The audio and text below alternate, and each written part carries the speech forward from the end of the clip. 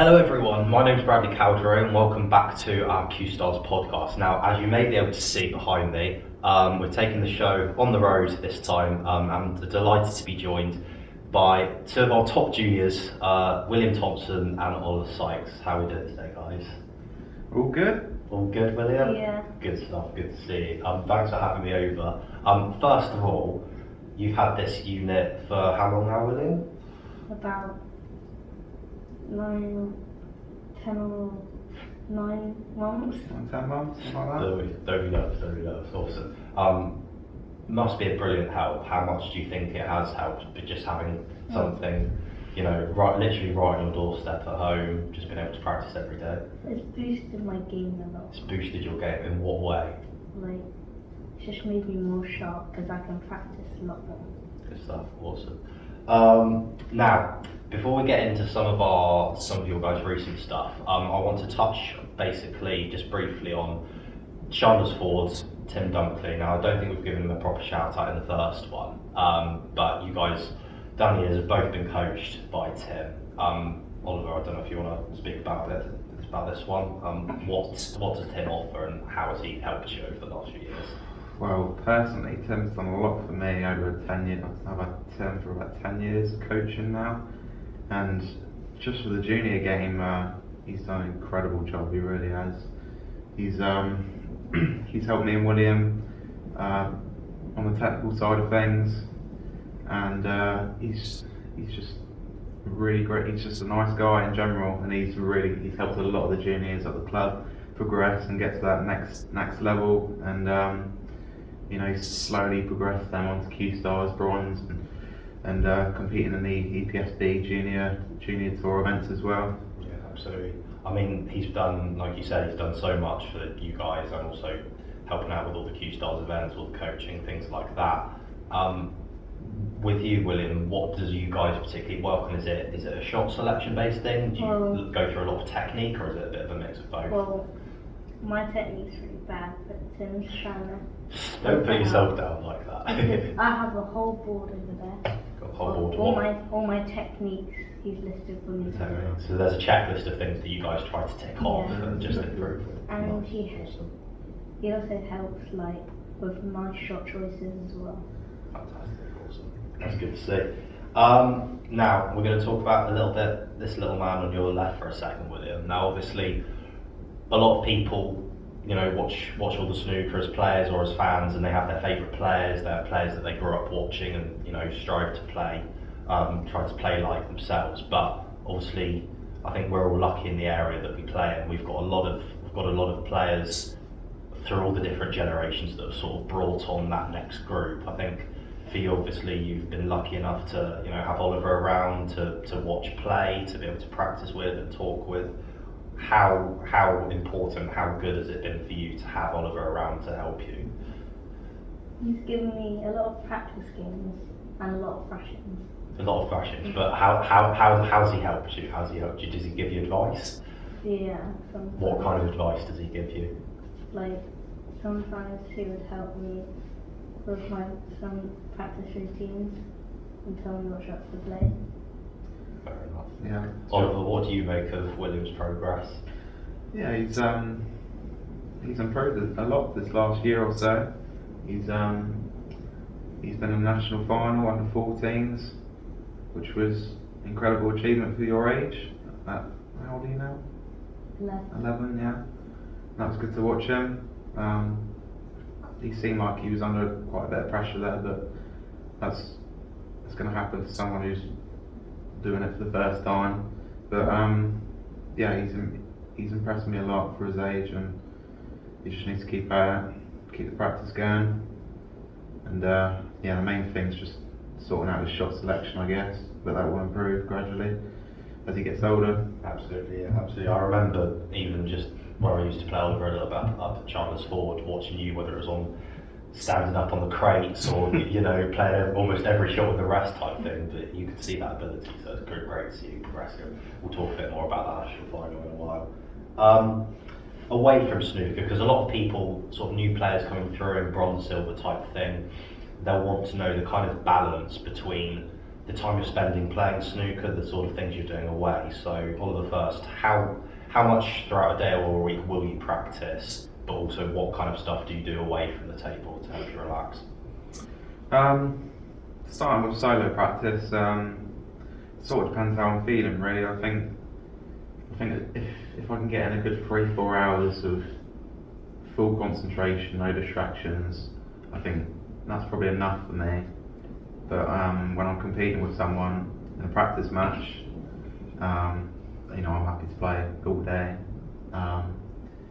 And when I do have free time outside of snooker, I try and play a bit of sport, a bit of squash, a bit of badminton with a few mates of mine from school, just to obviously get a bit of exercise in and just completely forget about snooker for a day or so. Yeah, that's sort of how I balance my life. Absolutely. Which is the main thing. What about you, William? What are we doing away from the table? Well, a lot of it's school. Obviously, of course. Is it, what, do you have any other hobbies, or is it literally just a case of living and breathing snooker and just spending every other second you have playing and watching? You got your karate, I've haven't got you? karate. Karate as well. Played a little bit of tennis yesterday, didn't we? Yeah, and I used to do a lot of sports. I used to do swimming, football, and karate, golf, Amazing. and snooker.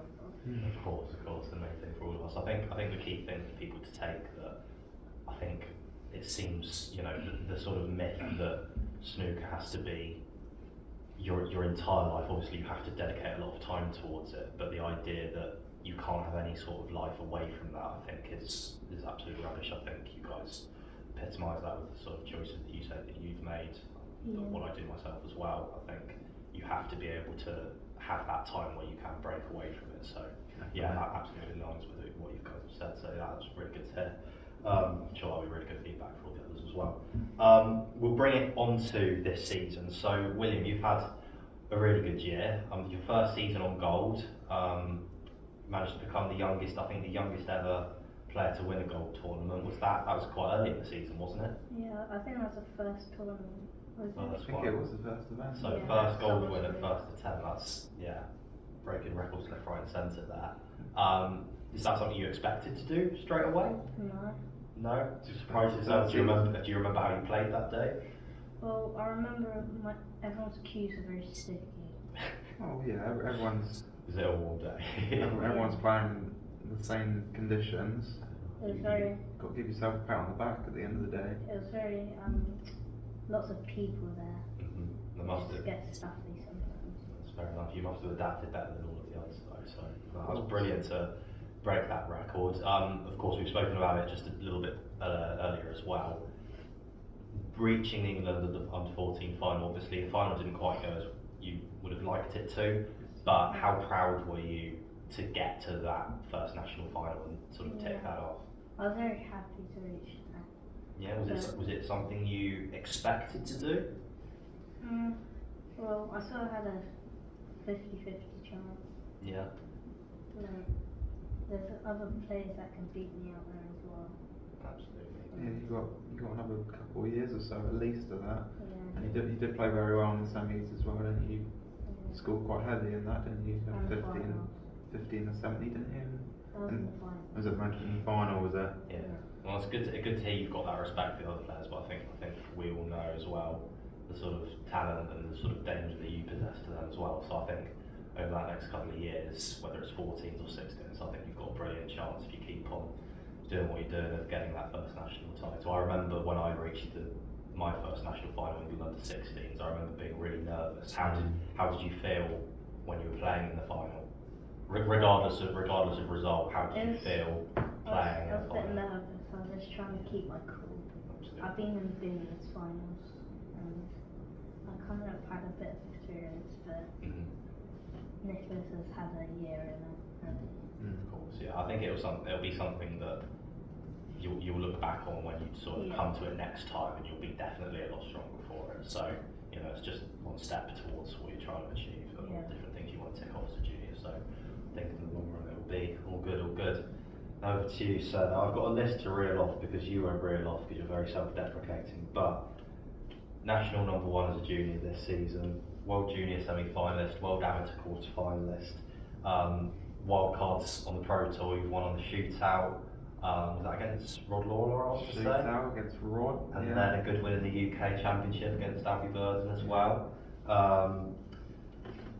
Probably fair to say it's been your best season. Would you agree with that? Certainly, yeah. What have been the foundations behind that? What's been the difference for you this year? I think I'd definitely say my scoring's been a big impact on most of my game. I think just getting in the balls, making those one visits, I think obviously is helpful because it doesn't happen very often, one visits, but it's in these sort of big matches like the UK, I mean I didn't have any really big breaks, but I had a few 50s, and under that sort of pressure I was quite happy to make almost frame winning breaks. I was sort of different in the shootout against Rod, but also being able to sort of compose myself under pressure. It was playing in front of a crowd in the shootout, and the first time playing on that condition, it was I was nervous as hell. I was out there, but I was playing with a rest on one of my shots, and I was shaking so much. I couldn't believe the red actually went in the pocket. But I've had a lot of experience this season, and I think it's just it's impacted my game massively. Definitely, sort of as a fellow player playing against you, watching you, I think your scoring has come on leaps and bounds, and there's no surprise that you've achieved what you have this year. I think as well, moving on to sort of the near future with Q School, I think those experiences of the shootout, the UK, should stand you sort of experience-wise, like you said, in good stead for that. How, not necessarily targets, but what's your sort of mindset, what's your attitude going into Q School this year, what is possible? Well, I think just trying to get through the first round, really winning that first game, getting used to the tables. I think just getting a couple of wins on the board, settle down a little bit, and I think that's the main thing. Not worrying too much about what's going on around you, and when there is enough time,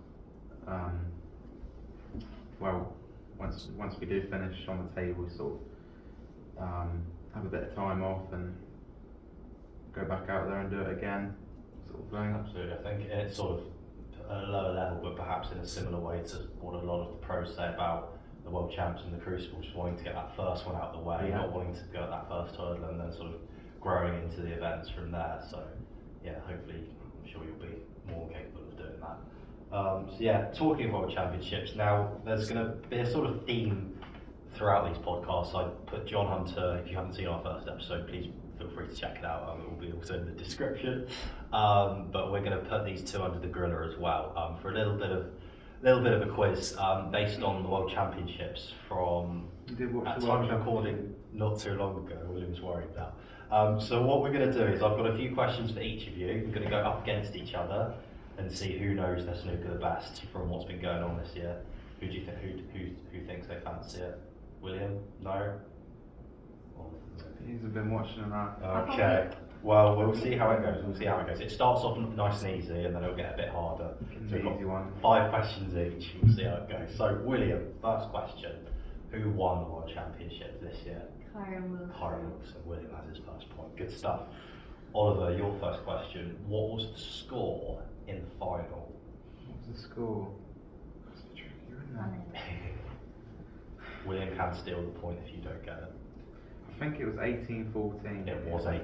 My friend Fantastic. taught me that. 1 each. Good stuff. We should know that. Okay, William, of the 4 semi-finalists, because it was a year of the underdogs, in the semi-finals, how many qualifiers were there in the semi-finals? 3. Fantastic. Very, very good. Awesome. Perfect so far. Oliver, in the final, the ref that took the final, that was his last match before retiring. Which referee was that? Paul Collier, wasn't it? It was Paul Collier. They're doing very well so far. They're holding their own. 2 for 2 for each of you. Okay, William, who knocked out the reigning champion Luca Brissell in round 1? a bit further ago, a bit longer ago. He was in the semis. One of the players in the semi-final. Was it Jack Jones? It was not Jack Jones. Oliver, still the point. Who was it? Dave Gilbert. It was Dave Gilbert. So Oliver has moved 3-2 ahead. Now, Oliver, back to your question. Who was the only debutant this year? Only one. It was Joe O'Connor It against was Mark Joe Selby. O'Connor. Absolutely fantastic. Right, he's 4-2 up. William, you could do with this one. Now, this is a bit of a rogue, different one. If you didn't see it, this will be a completely random one, but we'll give it a try. Which player, during one of his matches, caught and seemingly ate a fly during one of his games? I don't know. I'll give you a slight clue. It was a Scottish player. John Higgins? It was not John Higgins. Oliver, any ideas? It was Stephen Maguire. Stephen Maguire slapped one of the flies on the table, and from the cameras, it looked like he wanted a little bit of protein. Yeah, but each to their own. But yeah, John Stephen Higgins Maguire. was probably the only one I knew that was Scottish. Fair enough. I think there are only 2 of them there. Anthony McGill was usually at the Crucible. Yeah, surprised. Wasn't that, yeah? Oliver, who made a 147 in qualifying? None were made in the main event, but who made a 147 in qualifying for the Crucible?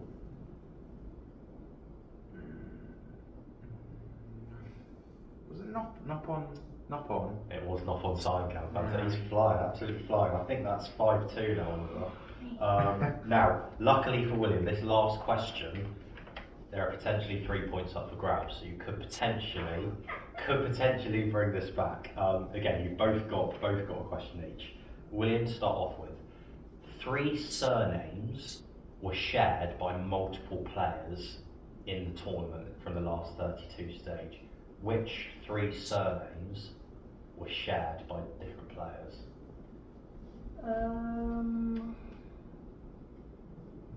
You get a point for everyone you can remember. I'll be nice and give you one clue. One of the surnames was the winner. Wilson. Okay, he's got 1. 2 more. Can you think of any more?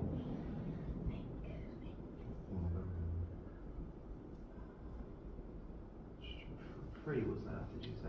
3.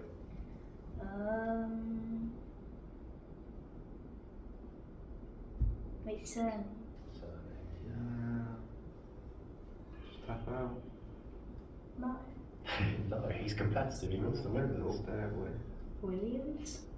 Absolutely. Mark Williams and Robbie Williams. He's plucked that one out. Can you get a 3rd? What's that common?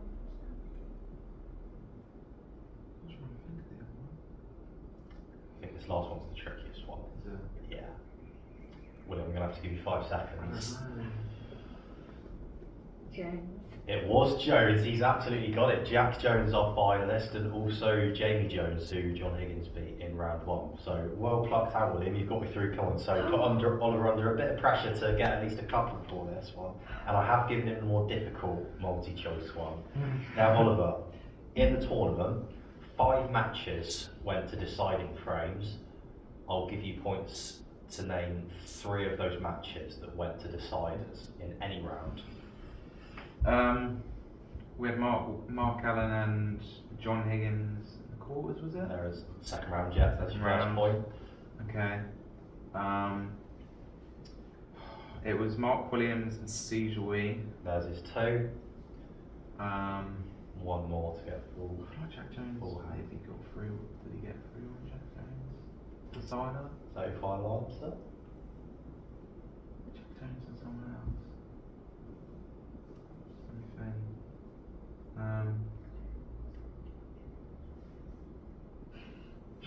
Designer. Just give me a sec. Gonna have to push you a little bit for time. I'll give you 10 seconds. Yeah.